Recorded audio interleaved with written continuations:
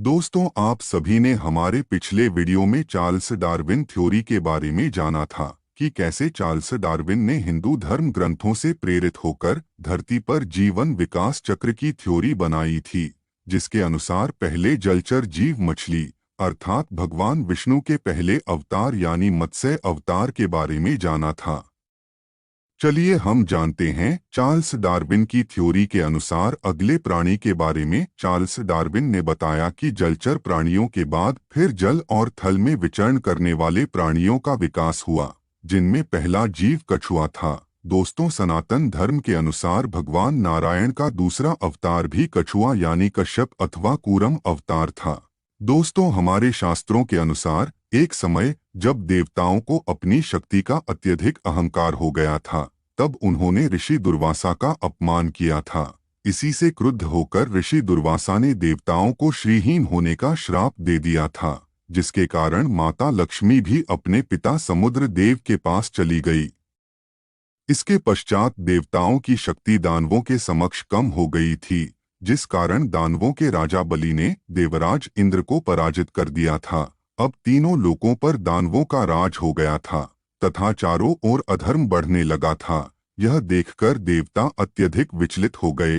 तब हताश देवतागण अपनी परेशानी लेकर भगवान विष्णु के पास पहुंचे। तो भगवान श्रीहरि ने इसके लिए समुद्र मंथन का उपाय बताया। चूंकि प्रलय से पृथ्वी कुछ समय पहले ही उभरी थी तथा सतयुग का पुनः उदय हुआ था, इसलिए बहुत से अनमोल रत्न समुद्र की गहराइयों में छिपे थे।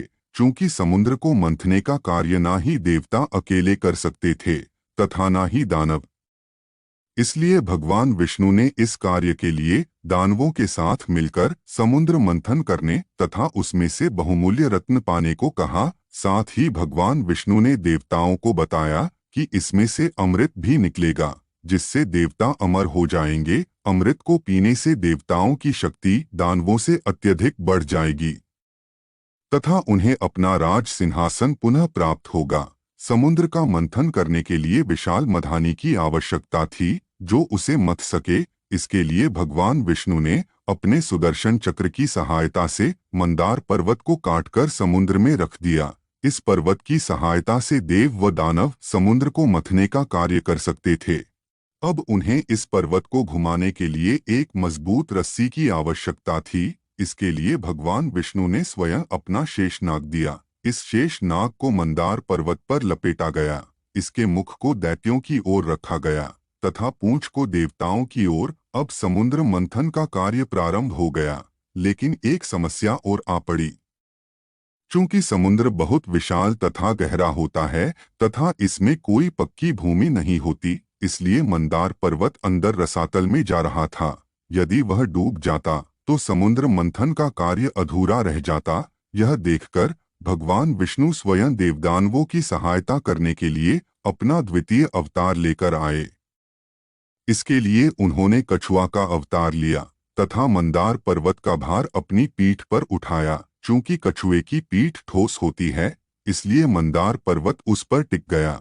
अब देव दानवों ने कई दिनों तक समुद्र मंथन का कार्य किया। इसके पश्चात समुद्र मंथन से एक एक करके 14 रत्न प्राप्त हुए, जिनमें हलाहल, कामधेनु, माँ लक्ष्मी, ऐरावत हाथी, उच्च श्रैवा घोड़ा, कौस्तुभ मणि, कल्प वृक्ष, रंभा अप्सरा, वारुणी देवी, चंद्रमा, पारिजात, पांचजन्य, धन्वंतरी तथा अमृत प्राप्त हुए।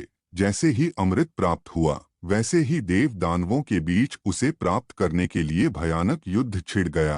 तब भगवान विष्णु ने अपना अंशावतार मोहिनी लेकर उस युद्ध को समाप्त किया तथा सृष्टि का उद्धार किया। भगवान विष्णु के कच्छप अवतार लेने के पीछे उनका माँ लक्ष्मी को पुनः प्राप्त करना प्रमुख उद्देश्य था। इसके अलावा महाप्रलय के पश्चात जो बहुमूल्य रत्न तथा औषधियां समुद्र की गहराइयों में चली गई थी, उन्हें प्राप्त करना आवश्यक था, क्योंकि उसी के द्वारा सृष्टि का कल्याण संभव था। इसके अलावा किसी भी प्रकार की बुराई यानी दैत्यों का उपयोग अच्छाई के कार्य के लिए भी किया जा सकता है, यह दिखाना भी इस अवतार की विशेषता थी। और ऐसे ही भगवान के सभी अवतारों से प्रेरित होकर चार्ल्स डार्विन ने अपनी थ्योरी बनाई, जिसमें उसने अगला जीव जो पूर्णतः थल पर विचरण करने वाला बताया। यानी सुअर अथवा वराह, जिसे हम भगवान का वाराह अवतार भी कहते हैं, जिनकी कथा हम अगले वीडियो में बताएंगे। कृपया चैनल को सब्सक्राइब, लाइक एवं शेयर अवश्य करें ताकि आप तक अगली कथा भी पहुंच सके और आप सनातन की वैज्ञानिकता के बारे में जान सके।